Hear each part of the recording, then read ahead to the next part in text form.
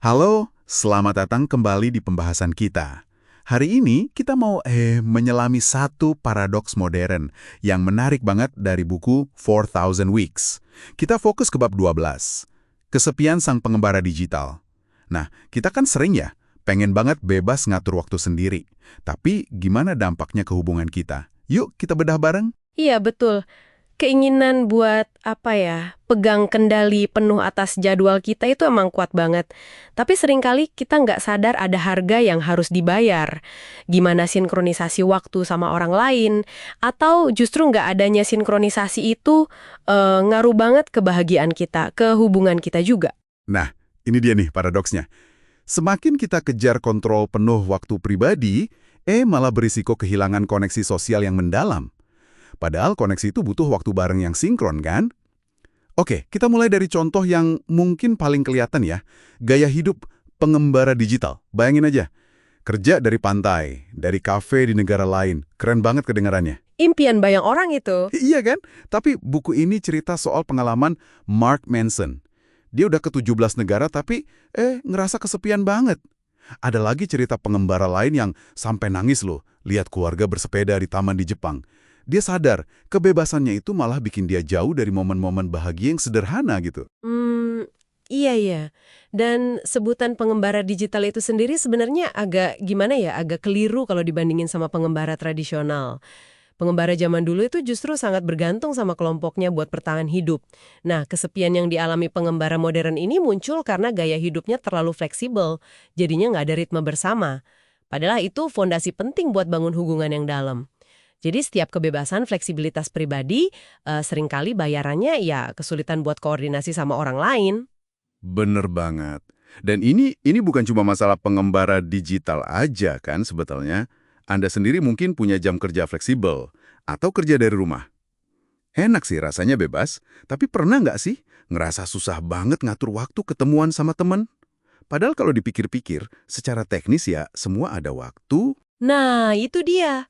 Sering banget kejadian gitu. Saya sering banget ngerasain itu. Kayak semua orang bebas, tapi nggak pernah di waktu yang sama gitu loh. Ada satu studi menarik di Swedia oleh Terry Hartig sama rekan-rekannya. Ini penting nih.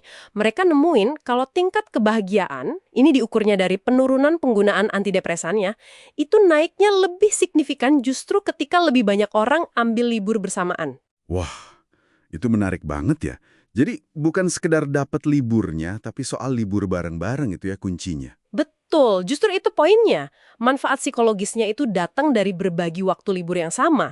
Ini bikin lebih gampang bangun hubungan, terus juga ngurangin rasa cemas soal kerjaan numpuk kalau cuma kita yang libur, sementara yang lain kerja. Masuk akal, masuk akal. Dan yang lebih menarik lagi, pensiunan sama pengangguran pun ikut merasa lebih bahagia loh pas banyak orang lain lagi libur barengan. Ini nunjukin betapa pentingnya ritme sosial bersama buat semua orang.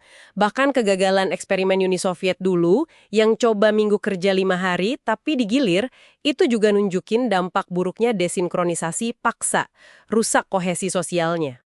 Wah, iya. Kegagalan Soviet itu sama kayak studi Swedia tadi ya, benar-benar nunjukin betapa pentingnya ritme sosial bersama ini. Sesuatu yang sayangnya sering banget kegerus sama etos individualisme modern kita.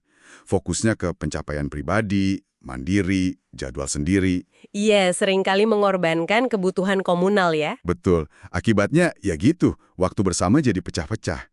Makan malam keluarga santai, atau sekedar mampir ke rumah teman tanpa janjian, atau bikin proyek bareng kayak ngeband iseng gitu. Jadi makin susah aja rasanya. Dan dampaknya juga beda-beda ya buat tiap orang. Buat sebagian, ini artinya ketidakpastian kerja di gig ekonomi. Jadwalnya on demand, nggak bisa ngerencanain apa-apa jadinya. Buat yang mungkin lebih beruntung, punya kontrol lebih atas waktu, kerjaannya malah sering kali nyusup ke semua aspek hidup. Jadwal pribadi jadi susah banget disatuin sama orang lain. Gitu loh. Jadi masalahnya seringkali bukan karena kurang waktu ya. Bukan kurang waktu totalnya, tapi kurangnya waktu yang sinkron. Kita ngerasa bebas ngatur jadwal, tapi sebenarnya kita terikat sama tuntutan-tuntutan yang bikin hidup kita jadi susah nyambung sama orang lain. Gitu loh. Oke.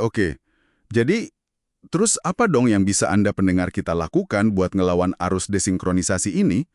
Buku ini ngasih saran, Coba deh bikin komitmen yang sengaja ngaitin jadwal Anda ke orang lain atau komunitas. Gimana tuh contohnya? Iya, misalnya ikut paduan suara atau gabung tim olahraga mingguan, kelompok relawan gitu. Aktivitas kayak gini kan maksa kita nyamain waktu buat tujuan bareng. Terus prioritasin juga aktivitas di dunia nyata. Jangan cuma interaksi digital melulu yang kadang rasanya kurang mengikat. Bener juga. Dan mungkin ya, coba aja bereksperimen sedikit. Lepasin sedikit kontrol ketat atas jadwal pribadi Anda itu.